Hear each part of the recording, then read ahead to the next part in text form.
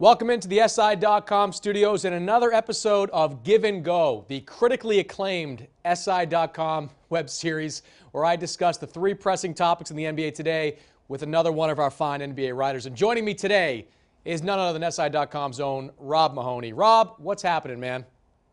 Not a lot. I'm not sure which critics are acclaiming us, but we'll take it. There's many critics acclaiming us, and I'll get to them at a later time. All right, in the Eastern Conference, you got two teams here in New York that are both talented, Knicks and Nets, but both flawed in very different ways. If I have to give you one of those teams to make the playoffs, which one would it be? I think I'd take the Nets. I don't think either team is very good, to be clear. They're definitely going to be both borderline playoff teams. They're going to be right there in the thick of things for that 8th seed, I think. But with Brooklyn, I think, at least with Brook Lopez, you have that degree of at least a little bit of an unknown when bringing him back. You know, the offense could really stabilize and could really be interesting. With New York, it's just a question of how many players on that roster can you really trust outside of Carmelo Anthony. And, you know, Jose Calderon coming back is going to help them for sure. With a new system, with a pretty terrible defense in the long run, I just don't trust New York to be able to be in really a competitive team in terms of making that 8th seed. Yeah, I tend to agree with you. I mean, I think the Knicks have the talent to get there to the postseason, especially in this woebegone Eastern Conference. But the Nets seem like the safer pick. I mean, Lopez is going to come back at some point. He will be a factor for them offensively, assuming he can stay healthy. But the Knicks, you know, they've got this casual relationship with the triangle. I was at the game in Cleveland, and you know, they played triangle for like a quarter and a half. But then when they realized the guys didn't feel like playing it anymore, they went away from it, went back to isolation. I'm not sure how that's going to play out over the course of the season. The Nets, at the very least, you may not believe they're going to be a real championship contender, but at the least they're going to get into the postseason, give somebody a decent fight in the first round. So I'm going to take the Nets as well, too. Topic number 2, Rajon Rondo in Boston. And we all think that Rondo is the biggest name to be traded before the deadline. Not exactly sure what team is the best fit for him. When you look at potential suitors for Rondo, realistic suitors, what's the best fit for him? It's tough just because Rondo is such a hard player to gauge in terms of his value. If you're looking at a team that's going to be the greatest fit for him as a player, I really like Atlanta, actually, just because they have a lot of bigs who can space the floor. They have a lot of guys who can kind of play off him in interesting ways, and yet they don't really have any ball-dominant players that are going to take the ball out of his hands.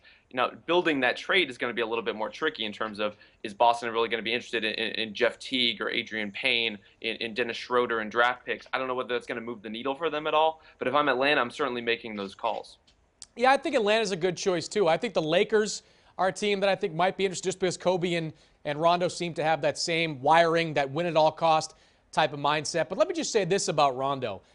I think we forgot how good this guy really is. I was at the home opener last week, and watching him just pick apart that Brooklyn defense to play so well against an all-star caliber point guard in Deron Williams. We really forgot that when this guy's not injured and he's not disgruntled, he is a terrific player. He's a top 5 point guard. So I think there's any number of teams in the league that he'd be a good fit on. Boston, from what I gather from them, they don't seem to be any big rush to trade Rondo right now. Now, I'm not sure I get that because Rondo and Marcus Smart in that backcourt, those are two guys that don't have great perimeter skills. Still, you see them, the defensive intensity they bring, the fact they can both get to the basket. I'm starting to think that maybe Boston, with this group, might be the best fit for Rondo. Yeah, it definitely might be. And the defense is a big thing because, as you said, Rondo, when he's disgruntled, is a very different player. And a lot of that comes in terms of his defensive effort. He gambles a lot. He's not as committed on that end. But when he's the kind of guy who you can trust to guard almost 1 through 3, he becomes a really different kind of asset. And so if he's willing to play the long game in Boston, I mean, I think they would be wise to play out that process and see how that goes.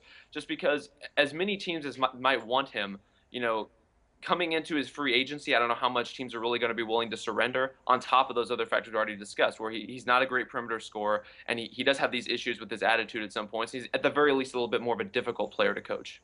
And I'll tell you this much, too, about Rondo. Chris Paul's the best point guard in the league. You've got Damian Lillard up in Portland, Kyrie Irving in Cleveland.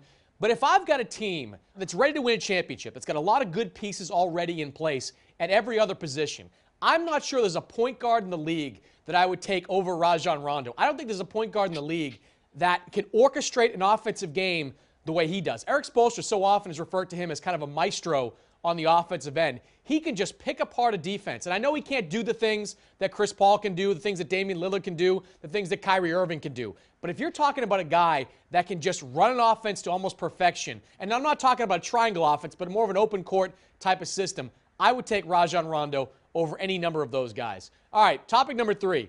Will the Lakers, as bad as they are, will they finish with the worst record in the league? I think Sixers GM Sam Hinkie has to be at least a little bit insulted by this question, considering how far out of his way he went to build basically the worst roster possible. The Sixers are going to be terrible. The Lakers are going to be terrible as well. But Philadelphia, just when you consider the players that are going to lead them in minutes this year, Michael Carter-Williams, when he comes back, is a fine player. Nerlens Noel is a rookie who, very, very raw, even coming off of a major surgery and major injury last season. But then otherwise, you're looking at Tony Wroten, Alexei Shved, Brandon Davies is playing backup center minutes for them. It's an ugly, ugly situation for them. I think that bar in terms of incompetence is going to be really hard for the Lakers to top. Yeah, it really will be. And I think if Philadelphia sees somebody try to challenge them for the worst record, they'll just forfeit. They'll just stop playing some of these games so they can get that loss on their record. But the Lakers, it's bad, man. I mean, it's not just losing close games and not having enough talent at the very end.